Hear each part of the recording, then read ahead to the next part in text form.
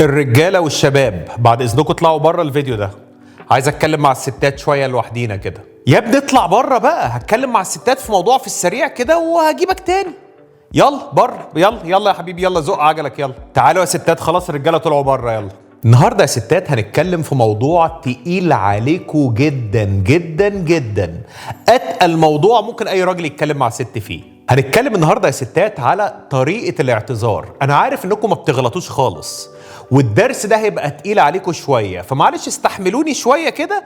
هقول لكم على معلومه ممكن تنفعكم. اول حاجه هنقول انا اسفه. انا اسفه، يلا قولوا معايا كده. انا اسفه. انا اسفه. انا عارف الكلمه تقيله عليكم وعمركم ما استخدمتوها قبل كده. يلا يلا ورايا، انا اسفه. ادي كده اول حاجه في الاعتذار. تاني حاجه هتقوليها انا كنت غلطانه، وتحددي الحاجه اللي انت كنت غلطانه فيها. انا اسفه انا غلطانه اني ما عملتلكش اكل. انا اسفه انا كنت غلطانه في كذا. انا عارف الكلمه دي اتقل من الكلمه الاولانيه، بس هي بتتجاب مع بعض. انا اسفه انا غلطانه. تالت حاجه بقى هنقولها بعد الكلمتين دول، اني ضايقتك مني او اني زعلتك مني. يبقى انا اسفه انا غلطانه اني ضايقتك وزعلتك مني. واخدين بالكم؟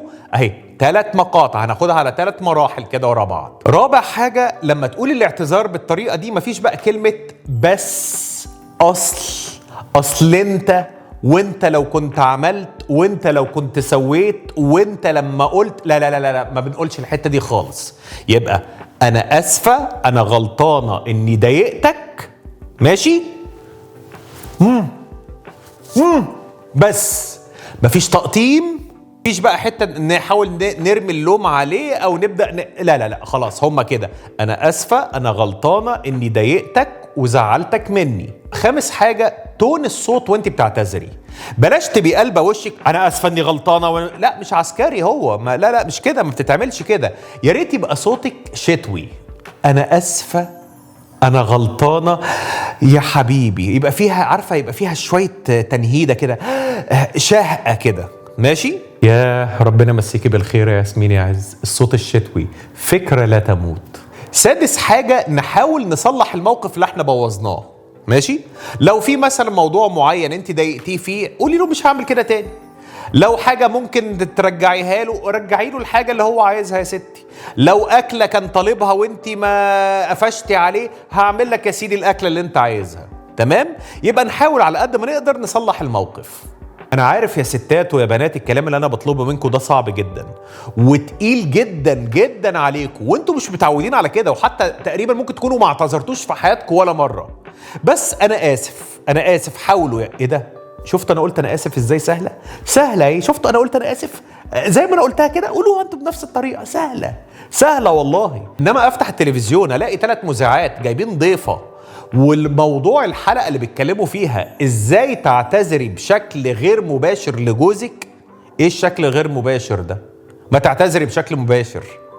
يعني انا مش مصدق والله. انا اسفه انا غلطانه انا ضايقتك وانا مش هعمل كده تاني. دن، خلصت. برنامج 2 عشان نعتذر بشكل غير مباشر؟ ايه ده؟ ليه كده يا بنات؟ ليه كده؟ الموضوع سهل. وانت يا حبيبي يا طيب يا جميل، انا شايفك وانت بتتصنت علينا وانا بتكلم مع طنط والستات التانيين. تعالوا يا حبايبي، هم كده زي ما انتوا سمعتوا كده يا حبايبي.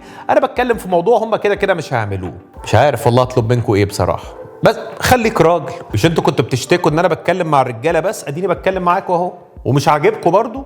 لا حول الله يا رب.